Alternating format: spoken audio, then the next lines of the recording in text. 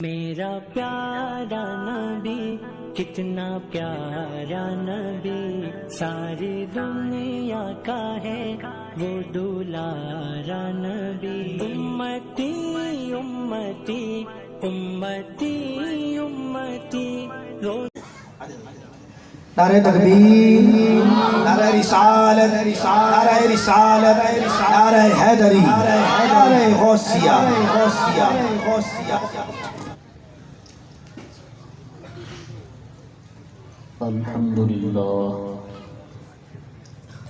الحمدللہ رب العالمین، والصلاة والسلام علی سید المرسلین، اما بعد فاعوذ باللہ من الشیطان الرجیم، بسم اللہ الرحمن الرحیم۔ قل ان کنتم تحبون اللہ فاتبعونی یحببکم اللہ، صدق اللہ مولانا العظیم۔ قال اللہ تبارک و تعالی فی شان حبیبہ، ان اللہ وملائکتہ یصلون علی النبی، یا ایھا الذین آمنوا صلوا علیہ وسلموا تسلیما۔ اللہم صل علی سیدنا مولانا محمد وعلی آل سیدنا ومولانا محمد وبارک وسلم۔ والصلاة والسلام علیک یا رسول اللہ وعلی آلک واصحابک یا حبیب اللہ۔ الصلاة والسلام علیک یا نبی اللہ وعلى آلك وأصحابك يا نور اللہ۔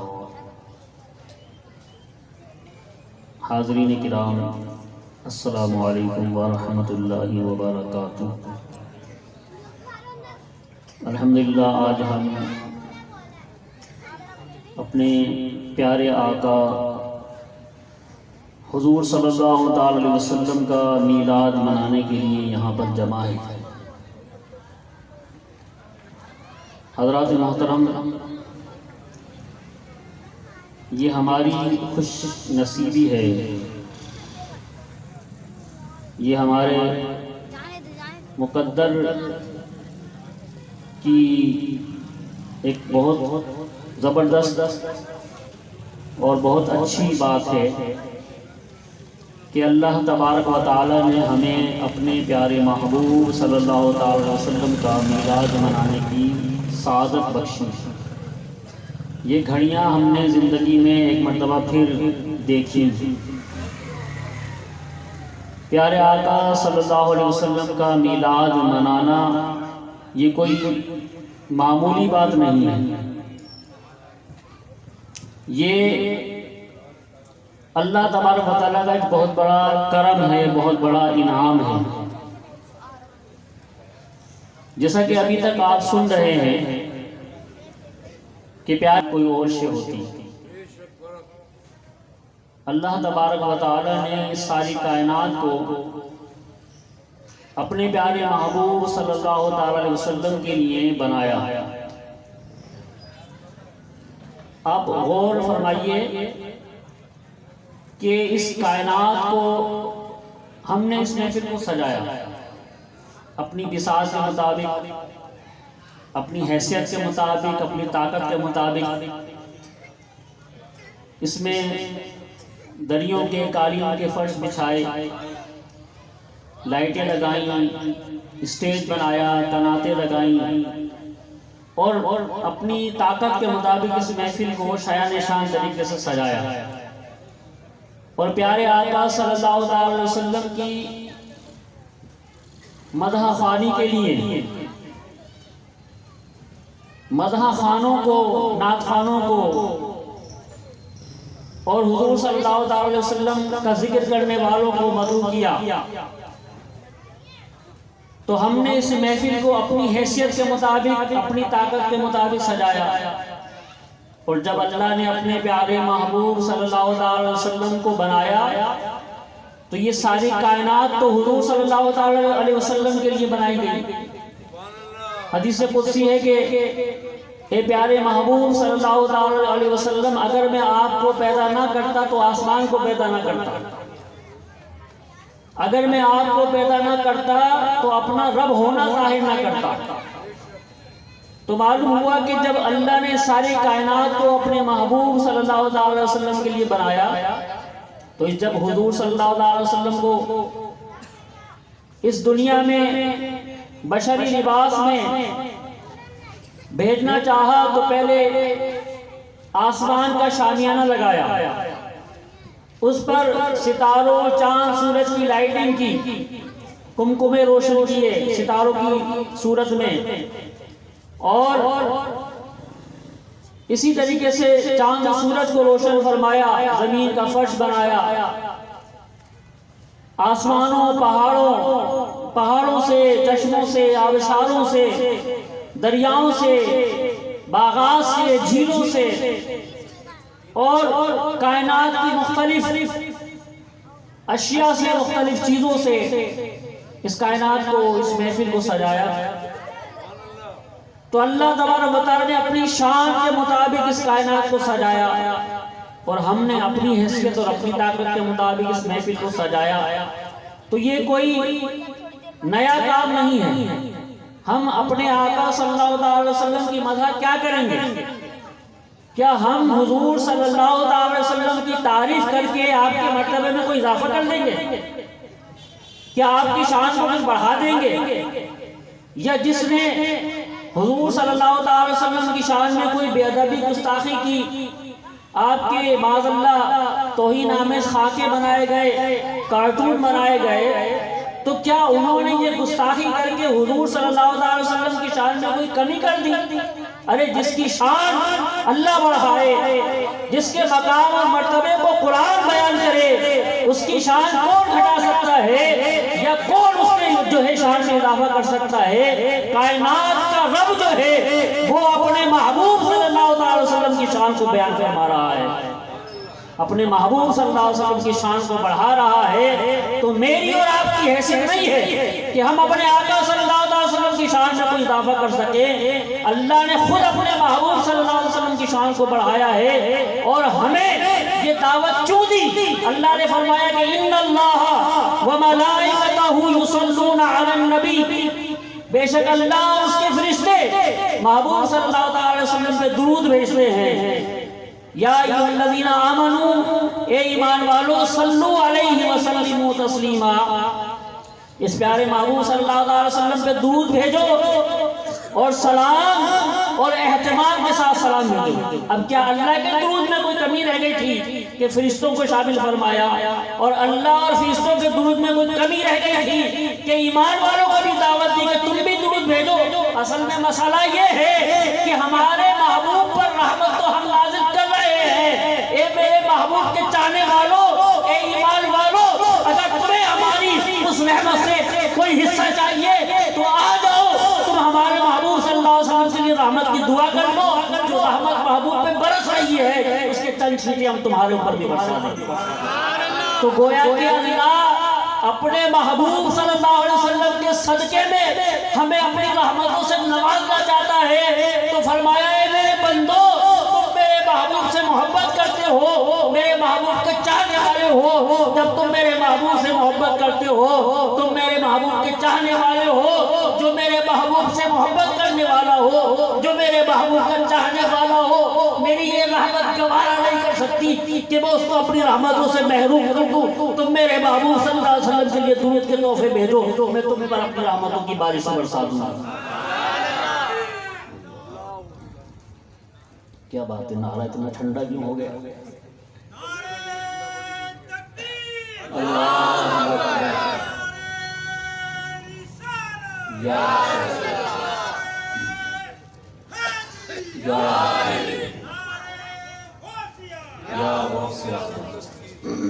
تو محترم حضرات، میں عرض کر رہا تھا کہ یہ میلاد منانا یہ کوئی معمولی کام نہیں ہے۔ جو اللہ کے محبوب صلی اللہ علیہ وسلم سے محبت رکھتا ہے اللہ اس کو اپنی رحمتوں سے نوازنا چاہتا ہے۔ اور جیسا کہ ابھی آپ نے ہمارے حمزہ بھائی ناظمہ سے سنا کہ محبوب کی محفل کو محبوب سجاتے ہیں، آتے ہیں وہی جن کو سرکار بلاتے ہیں۔ تو آپ آ ہی نہیں گئے بلکہ اللہ نے رحمت عطا فرمانے کے لیے آپ کو بھیجا ہے کہ میرے محبوب کی محفل سجی ہے، اور محبوب کی محفل تو محبوب ہی سجاتے ہیں۔ اے میرے بندو جاؤ تم بھی تاکہ اس رحمتوں سے حصہ پانے میں کامیاب ہو جاؤ۔ تو تمہیں تو ہمیں تو اللہ نے بھیجا ہے، لہذا ہم مجبوری میں یہاں نہ بیٹھیں بلکہ جتنی دیر بیٹھیں گے اتنی دیر ہم پہ رحمتوں کی بارشیں برستی رہیں گی۔ تو پھر جب رحمتیں لوٹ رہے ہیں، جب رحمتیں پا رہے ہیں، ارے کھاتے ہیں تیرے در کا، پیتے ہیں تیرے در کا، پانی ہے تیرا پانی، دانا ہے تیرا دانا۔ تو جن کا کھاتے ہیں انہی کا گاتے ہیں۔ تو اس لیے ہم اپنے آقا صلی اللہ علیہ وسلم کا کھاتے ہیں تو آپ کا ذکر کرنے کے لیے، آپ کے نغمے بلند کرنے کے لیے، آپ کی شان میں قصیدے پڑھنے کے لیے، سننے کے لیے یہاں موجود ہیں۔ اور آپ اندازہ لگائیے کہ محبوب صلی اللہ علیہ وسلم درود پاک پڑھ لیجیے، اللہم صلی علی سیدنا مولانا محمد وعلی آل سیدنا مولانا محمد وبارک وسلم۔ درود سے محفل جو ہے وہ سوری نہیں ہونی چاہیے، درود پاک کی کثرت کرتے رہا کریں اور سبحان اللہ کے جو ہے وہ ترانے پڑھتے رہیں، انشاءاللہ رحمتیں بھی ہمیں ملتی رہیں گی اور جنت میں ہمارے لیے درخت بھی انشاءاللہ کھجور کے لگتے رہیں گے۔ تو میں عرض کر رہا تھا کہ اللہ تبارک و تعالیٰ نے ہمیں، اللہ نے یہاں بلایا، جب ہم اللہ کے مرضی سے یہاں پر آ گئے ہیں تو انشاءاللہ رحمتوں سے حصہ بھی پائیں گے، اور جن کا کھاتے ہیں انہی کا گاتے ہیں، انہی کے نغمے بلند کرنے کے لیے۔ اور آپ اندازہ لگائیے کہ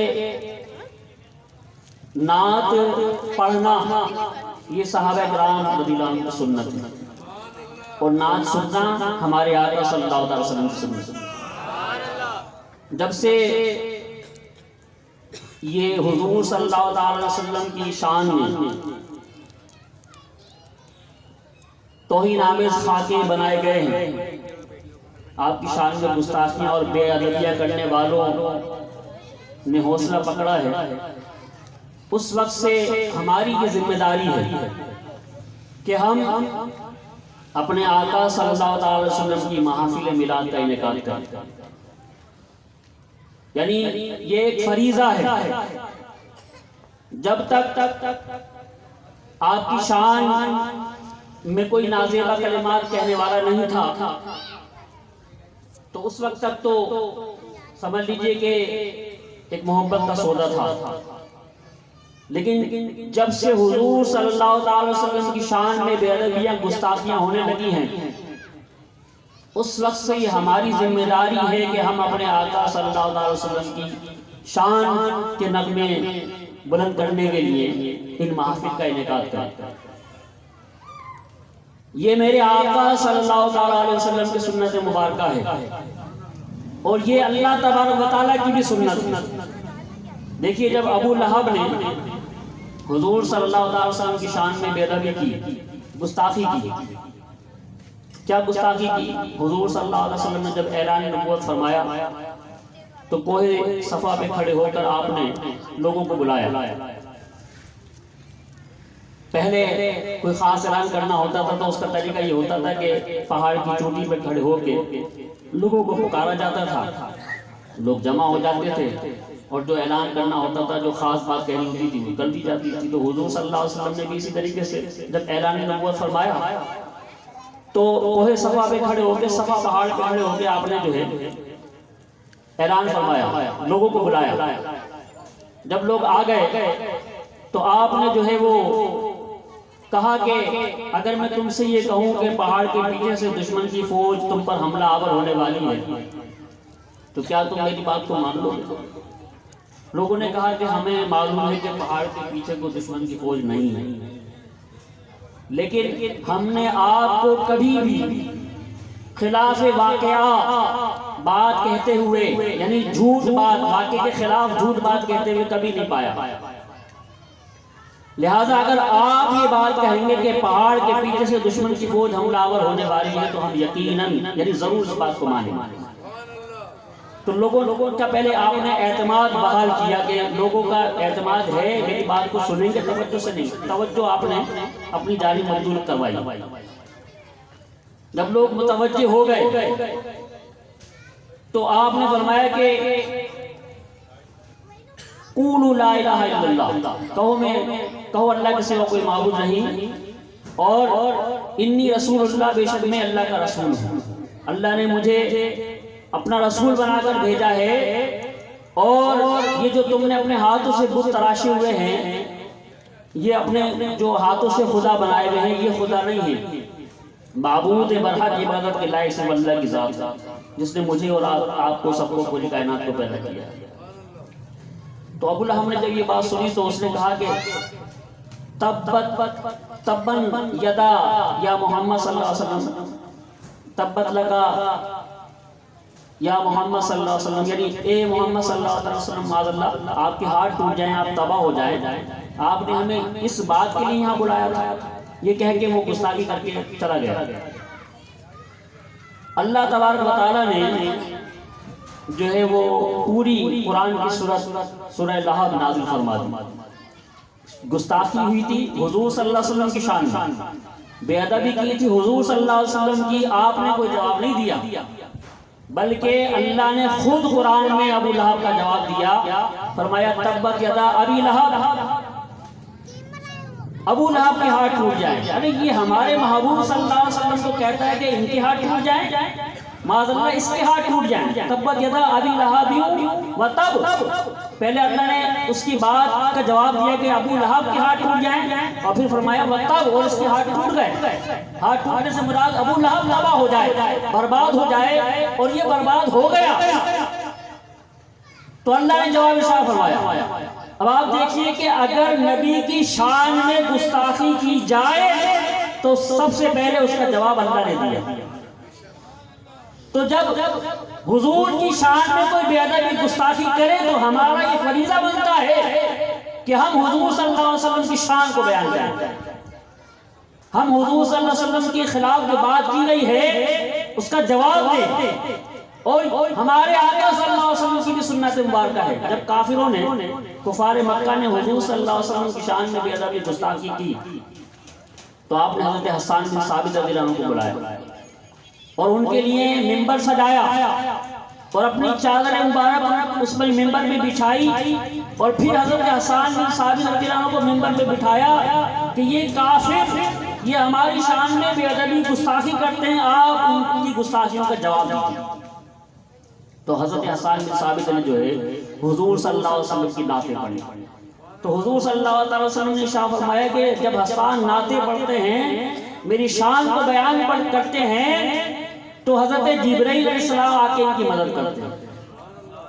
تو اندازہ لگائیے کہ جب حضور صلی اللہ علیہ وسلم کی شان میں کوئی بے ادبی گستاخی کرتا ہے تو حضور کی شان اللہ بیان فرماتا ہے۔ حضور صلی اللہ علیہ وسلم حضرت حسان بن ثابت رضی اللہ عنہ سے اپنی شان بیان کرواتے ہیں، اور حضرت جبرائیل علیہ السلام آ کے ان کی مدد کرتے ہیں۔ تو حضور صلی اللہ علیہ وسلم کی شان بیان کرنا یہ اللہ کی بھی سنت ہے، اور صحابہ کرام علیہ رضوان کی بھی سنت ہے، اور ملائکہ کی بھی سنت ہے۔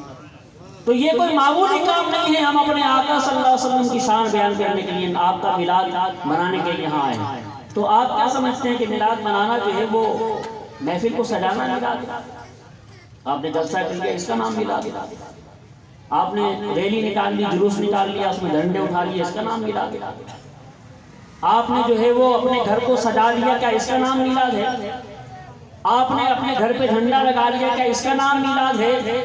ارے میلاد کا نام، میلاد جھنڈا لگانے کا نام نہیں ہے، میلاد منانا محفل سجانے کا نام نہیں ہے، میلاد منانا ریلی اور جلوس نکالنے کا نام میلاد نہیں ہے، بلکہ اپنے آقا صلی اللہ علیہ وسلم کی شان کو واضح کرنے کے لیے، لوگوں میں عام کرنے کے لیے، بلند کرنے کے لیے، بیان کرنے کے لیے کہ میرے آقا صلی اللہ علیہ وسلم شان والا ہے، اس کے لیے آپ جھنڈا لگانے یہ بھی میلاد ہے، محفل کو سجانے یہ بھی میلاد ہے، جلوس نکالنے یہ بھی میلاد ہے، اور جو ہے گھروں کو سجانے یہ بھی میلاد ہے۔ تو جس نے جھنڈا لگایا اس نے بھی اپنے آقا صلی اللہ علیہ وسلم کی میلاد کو منا لیا، جس نے محفل کو سجایا اس نے بھی اپنے آقا صلی اللہ علیہ وسلم کی میلاد کو منا لیا، جس نے ریل کے جلوس نکال لیا اس نے بھی جو ہے اپنے آقا صلی اللہ علیہ وسلم کی میلاد کو منا لیا۔ اب لوگ کہتے ہیں کہ بھائی جھنڈے کیوں لگاتے ہو، جھنڈے کیوں اٹھاتے ہو، ریلیاں کیوں نکالتے ہو؟ تو اب تو مسئلہ ختم ہو گیا، اب تو کوئی رہا ہی نہیں، اب تو کوئی اعتراض رہا ہی نہیں۔ ارے بھائی آپ نے احتجاجی جلوس میں جھنڈے اٹھا لیے، ہم نے آقا صلی اللہ علیہ وسلم کی میلاد میں جھنڈے اٹھا لیے، تو جھنڈے تو تم نے بھی اٹھا لیے، کیا احتجاجی جلوس نکالنا، احتجاجی ریلی کرنا جو ہے وہ صحابہ کی سنت ہے، حضور صلی اللہ علیہ وسلم کی سنت ہے۔ جب تم نے اپنی ریلیوں میں جھنڈے اٹھا لیے، اپنی پارٹیوں کے جھنڈے لگا لیے، تو ہم نے کسی پارٹی کا جھنڈا نہیں لگایا، ہم نے تو آقا صلی اللہ علیہ وسلم کی میلاد میں جھنڈا اٹھایا۔ تو یہ صرف لوگوں کی باتیں ہیں، ورنہ یہ کام میرے عرض کیا ڈاکٹر اقبال سے کسی نے پوچھا، بس میں اپنی گفتگو کو ختم کروں گا آخری بار۔ ڈاکٹر اقبال سے پوچھنا کہ کسی نے پوچھا کہ غالب جو ہے وہ تو آپ سے بڑا شاعر تھا، مرزا غالب وہ آپ سے بڑا شاعر تھا، آپ اس کے مقابلے کے شاعر نہیں تھے، لیکن چاشنی آپ کے کلام میں زیادہ ہے، لوگ پسند آپ کے کلام کو زیادہ کرتے ہیں۔ اللہ نے جو ہے مطلب مٹھاس آپ کے کلام میں زیادہ کیوں دی ہے؟ تو ڈاکٹر اقبال نے کہا کہ میں نے اپنے آقا صلی اللہ علیہ وسلم پہ 1.25 کروڑ مرتبہ درود پاک پڑھا ہے، اس کے بعد شاعری کی ہے، تو اللہ تبارک و تعالیٰ نے درود کی برکت سے میری شاعری کی مٹھاس پیدا کر دی۔ تو ڈاکٹر اقبال نے ہی کہا کہ اپنی اولاد کو جو ہے 3 چیزیں دو، اپنی اولاد کو 3 چیزیں سکھاؤ۔ ایک اپنے آقا صلی اللہ علیہ وسلم پہ درود و سلام پڑھنا سکھاؤ، دوسرا جو ہے وہ اگر اپنی اولاد یعنی کسی نے پوچھا ڈاکٹر اقبال سے کہ حضور صلی اللہ علیہ وسلم کا عشق، حضور صلی اللہ علیہ وسلم کی محبت اپنی اولاد کے سینوں میں کیسے منتقل کی جائے؟ تو ڈاکٹر اقبال نے کہا کہ اپنی اولاد کو 3 چیزیں سکھاؤ۔ ایک تو اپنے آقا صلی اللہ علیہ وسلم پہ درود و سلام پڑھنا سکھاؤ، دوسرا جو ہے وہ اپنے آقا صلی اللہ علیہ وسلم کے حسن و جمال کو، آپ کی خوبصورتی کو اپنی اولاد کو بتاؤ۔ تو آپ دیکھیے کہ جب درود و سلام پڑھا جاتا ہے تو درود پاک کی برکت سے کیا ہوتا ہے کہ جو یعنی محبت بڑھتی ہے، اور ذہن جو ہے وہ دوسری طرف کسی اور کی طرف مائل نہیں ہوتا، ذہن بھٹکتا نہیں ہے، عشق مزاجی میں نہیں جاتا، بلکہ اس کو عشق رسول صلی اللہ علیہ وسلم حاصل ہو جاتا ہے۔ کسی نے کہا کہ اگر آپ یہ محسوس کرتے ہیں کہ آپ کی اولاد عشق مزاجی کی طرف، گمراہیت کی طرف جا رہی ہے، تو اس کو درود پاک کی تسبیح دے دو، درود پاک کا وظیفہ دے دو، آپ مہینے 1.5 مہینے میں دیکھیں گے کہ اس کا ذہن جو ہے وہ اپنے آقا صلی اللہ علیہ وسلم کی محبت کی طرف مائل ہو رہا ہے، اس کے مزاجی سے جو ہے وہ یعنی عشق حقیقی کی طرف آ رہا ہے۔ دوسرا، انسان کی یہ فطرت ہے کہ وہ خوبصورت چیز کی طرف مائل ہوتا ہے، لہذا اگر یعنی کائنات میں جو بھی خوبصورت ہے، تتلی کے پروں میں حسن ہے تو توجہ جو ہے اس کے پروں کی طرف مائل ہوگی، پھولوں کی کلر میں اس کی بناوٹ میں خوبصورتی ہے، حسن ہے، تو نگاہ جو ہے وہ اس کی طرف مائل ہوگی۔ یعنی کائنات میں جو بھی خوبصورت اور جو بھی حسین چیز نظر آتی ہے، کبھی آبشاروں کو، کبھی کوس و قزا کو، کبھی پھولوں کی خوبصورتی کو، کبھی تتلی کو، اس طریقے سے جو بھی کائنات میں خوبصورت چیز نظر آتی ہے، انسان کی توجہ اس کی طرف مائل ہوتی ہے، انسان کا دل اس کی طرف مائل ہوتا ہے۔ اسی طریقے سے جب آقا صلی اللہ علیہ وسلم کی شان بیان کی جائے گی تو توجہ اور دل جو ہے وہ انسان کا اپنے آقا صلی اللہ علیہ وسلم کی طرف مائل ہوگا۔ ایک صحابی جو ہے وہ ایک جہاد کے موقع پہ کھڑے ہوئے اور انہوں نے کہا کہ لوگوں میں اپنے آقا صلی اللہ علیہ وسلم کا سب سے آخری وہ شخص ہوں جس نے آقا صلی اللہ علیہ وسلم کا دیدار کیا ہے۔ لہٰذا اگر تم مجھ سے آقا صلی اللہ علیہ وسلم کے بارے میں کچھ پوچھنا چاہتے ہو تو پوچھ لو۔ تو لوگوں نے کہا کہ آپ ہمیں ہمارے آقا صلی اللہ علیہ وسلم کا حسن و جمال بتائیے کہ ہمارے آقا صلی اللہ علیہ وسلم کیسے تھے۔ تو اس نے ان صحابی نے فرمایا کہ ہمارے آقا صلی اللہ علیہ وسلم جو ہے وہ یعنی آپ ابیض یعنی سفید تھے۔ ایک تو سفید ہوتا ہے چونے کی طرح سفید نہیں، بلکہ اس میں کچھ گلابی رنگت جو ہے شامل تھی، یعنی گلابی مائل جو ہے سفید۔ تو اس انداز کا آپ کا کلر تھا۔ تو آپ جو ہے وہ سفید رنگت اور نمکین حسن والے اور درمیانہ قد تھے۔ یعنی انہوں نے کیا بیان کیا؟ 3 باتیں بیان کی کہ آپ سفید رنگت، ابیض اور جو ہے وہ نمکین حسن والے، اور تیسری بات آپ نے بیان کی کہ درمیانہ قد تھے۔ تو حضور صلی اللہ علیہ وسلم کا جو کلر تھا مطلب خوبصورت سفید سرخی یعنی گلابی رنگت کا کلر تھا آپ کا، اور جو ہے وہ نمکین حسن والے، یعنی نمکین جو ہے اعلیٰ رحمۃ اللہ فرماتے ہیں کہ حسن سب پھیکے جب تک نہ مذکور ہو نمکین حسن والا ہمارا نام۔ یعنی جو ہے سارے حسن اس وقت تک پھیکے ہیں، ساری خوبصورتیاں اس وقت تک پھیکی ہیں جب تک کہ حضور صلی اللہ علیہ وسلم کا نمکین حسن جو اس میں بیان نہ کیا جائے۔ اسی طریقے سے آپ جو ہے وہ درمیانہ قد تھے، حالانکہ نہ زیادہ دراز قد تھے، لمبے قد کے تھے، نہ زیادہ چھوٹے قد کے تھے، بلکہ درمیانہ قد تھے۔ اس کے باوجود جب حضور صلی اللہ علیہ وسلم جو ہے وہ صحابہ کرام علیہ رضوان پہ چلا کرتے تھے، یا مجمع میں آپ قیام فرما ہوتے تھے، کھڑے ہوتے تھے، تو آپ کا جو شان مبارک ہے وہ سب سے بلند نظر آتے تھے۔